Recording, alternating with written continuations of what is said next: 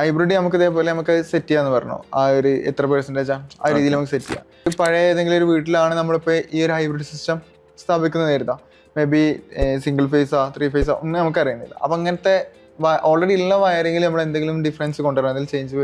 വീട്ടിലെ വയറിങ്ങിലല്ല, നമ്മൾ എന്ത് ചെയ്യണം എന്ന് പറഞ്ഞു കഴിഞ്ഞാൽ ഈ ഹൈബ്രിഡ് ഇൻവെർട്ടറും ബാറ്ററിയൊക്കെ പ്ലേസ് ചെയ്യുമല്ലോ, അവിടുന്ന് നമ്മൾ ഡിസ്ട്രിബ്യൂഷൻ ബോക്സിലേക്ക് എന്ത് ചെയ്യണം എന്ന് പറഞ്ഞു കഴിഞ്ഞാൽ നമ്മൾ ഒരു കേബിൾ കൊണ്ടുവരേണ്ടി വരും. ഫേസും ന്യൂട്രും 3 ഫേസ് ആണെങ്കിൽ ആ രീതിയിലുള്ളത്, അല്ലെങ്കിൽ സിംഗിൾ ഫേസ് ആണെങ്കിൽ ഒരു ഫേസും ന്യൂട്രും ആ രീതിയിൽ കൊടുത്തിട്ട് എന്ത് ചെയ്യണം എന്ന് പറഞ്ഞു കഴിഞ്ഞാൽ ആ DBയിൽ സെറ്റിങ്സ് നമ്മൾ എന്ത് ചെയ്യണം, മാറ്റണം. ലോഡ് ഇതൊക്കെ EPC ലോഡ്, അതേമാതിരി ന്യൂട്രൽ സെപ്പറേറ്റ്, അങ്ങനെ കുറച്ച് കാര്യങ്ങൾ എന്ത് ചെയ്യേണ്ടതെന്ന് പറഞ്ഞു കഴിഞ്ഞാൽ ഹൈബ്രിഡുമായി ബന്ധപ്പെട്ട് എന്ത് ചെയ്യണം, വീട്ടിൽ മാറ്റങ്ങൾ വരുത്താനുണ്ട്. എന്നാലാണ് എന്ത് ചെയ്യുന്നത് കറക്റ്റായിട്ട് അതിൻ്റെ യൂസേജ് കിട്ടുള്ളൂ.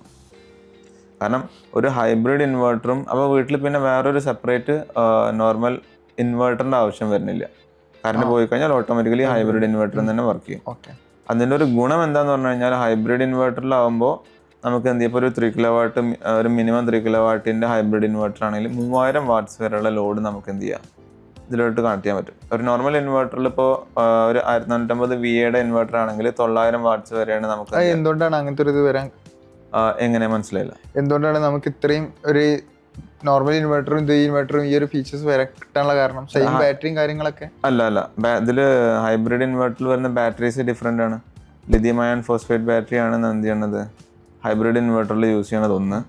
പിന്നെ ഹൈബ്രിഡ് ഇൻവെർട്ടറിൽ ഓൾറെഡി 3 കിലോവാട്ടാണ് അതിൻ്റെ കണക്റ്റഡ് ലോഡ് വരുന്നത്. ഓക്കെ. അപ്പോൾ ആ ലോഡ് എന്ത് ചെയ്യാം, നമുക്ക് കംപ്ലീറ്റ് ആയിട്ട് ഇവിടെ നമുക്ക് യൂസ് ചെയ്യാൻ പറ്റും. മറ്റേ നോർമൽ ഇൻവെർട്ടറിൽ പവർ ഫാക്ടർ ഇതൊക്കെ വരുന്നുണ്ട്, ടെക്നിക്കലി കുറച്ച് കാര്യങ്ങൾ ഉള്ളതുകൊണ്ട്. അപ്പോൾ ആ പറയുന്ന ഫുള്ള് വാട്ട്സിൻ്റെ അത്ര നമുക്ക് 80% നമുക്ക് എന്ത് ചെയ്യാൻ പറ്റുള്ളൂ, കണക്ട് ചെയ്യാൻ പറ്റുള്ളൂ. പിന്നെ അതിൽ നമ്മൾ അധികം ലെഡ് ആസിഡ് ബാറ്ററിയും കണക്ട് ചെയ്തിട്ടുണ്ടാകും. ഇപ്പോഴാണ് ലിഥിയം ബാറ്ററി ആയി തുടങ്ങിയത്. അപ്പോൾ അതിൻ്റെ ഡിസ്ചാർജും ഏകദേശം 70 to 80% എന്ത് ചെയ്യുള്ളൂ, നമുക്ക് കിട്ടുള്ളൂ. ഹൈബ്രിഡ് ലിഥിയം അയൺ ഫോസ്ഫേറ്റ് ബാറ്ററിയിൽ നിന്ന് നമുക്ക് ഡിസ്ചാർജ് നമുക്ക് 80 to 90% വരെ നമുക്ക് എന്ത് ചെയ്യും, ഡിസ്ചാർജും കിട്ടും.